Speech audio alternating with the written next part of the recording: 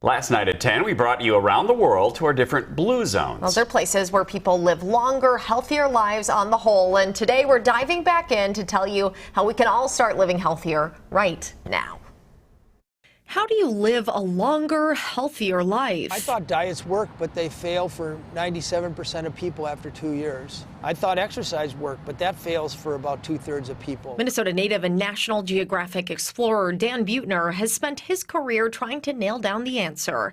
His New York Times bestsellers explore how diet, among many other things, plays a huge role. We eat about 220 pounds of meat and cheese and eggs per year, which there's nothing wrong with those foods, but when you eat too many of them, there's consequences. The secrets to a long, healthy life hold steady. There are 5 foods that are a pillar of every longevity diet in the world, and that is whole grains, corn, wheat, and rice, greens and other garden vegetables, and this is a good time of year to be pulling those out of our gardens, tubers, like sweet potatoes and even regular potatoes, not French fries, baked potatoes.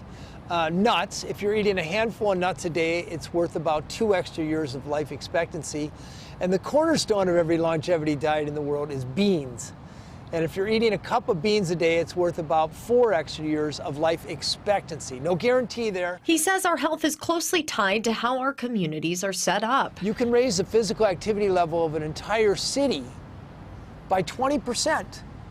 By making it walkable and bikeable, having clean parks. Start doing things that are going to favor walkability. During our walk down the Nicollet Mall, this is Blue Zone right here. He shared what cities and towns can do to make life healthier for all of us. We have to stop flogging this dead horse of individual responsibility. It's not to say that people shouldn't take responsibility for their health. It just doesn't work. The St. Paul native pointed out what is working for Minnesota. We're very bikeable. There's a very high correlation between bikeability and life expectancy. I think there's a farming ethos. It still exists with my father, Roger Buettner, and his brothers. But this idea of gardening, you go to the Minnesota State Fair, we still give a blue ribbon to the best looking beans. Gardening is one of the best things you can do for your longevity. We also wondered about technology and what it's doing to our health. Dan, who's also studied happiness extensively, offers this. We found that people who spend more than an hour on social media, their happiness starts to plummet right away. So somewhere between 0 and an hour of social media is ideal. And most Americans spending 4 or 5 hours per day. Buettner says a mere 20% of our longevity is dictated by our genes. The rest is something else. So we asked for 3 simple ways to live healthier right now. The first, do a little rearranging in your kitchen. Go in your kitchen, take your toaster off the counter. Toaster is a prompt to put something in it.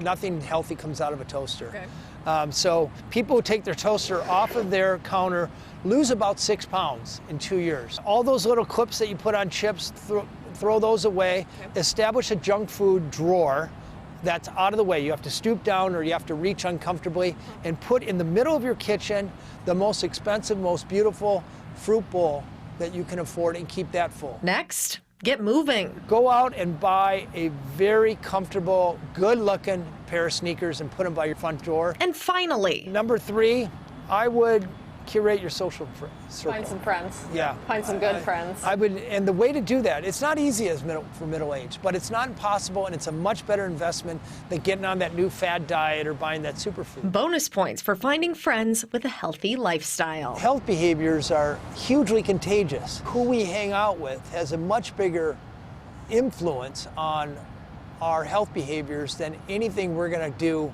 with New Year's resolutions.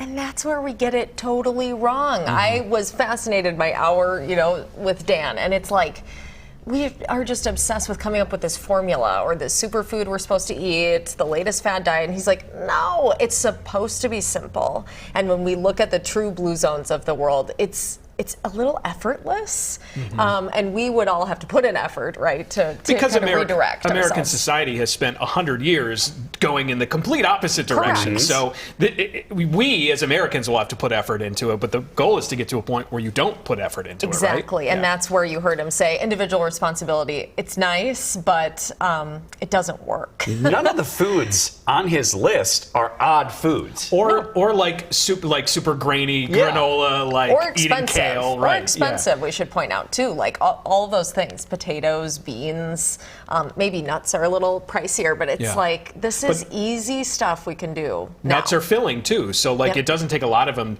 as a snack to make you feel full. Yeah. He has a new New York Times bestseller out. He has lots of books that detail diet and a bunch of other more in-depth suggestions if you're into it. But ditch the toaster. Yes, get out and walk. Okay. You have no excuse this week, right? I will. True. I'm also going to delete my pizza app off my phone because it's a little Dan a little will be too proud easy. of you for that one.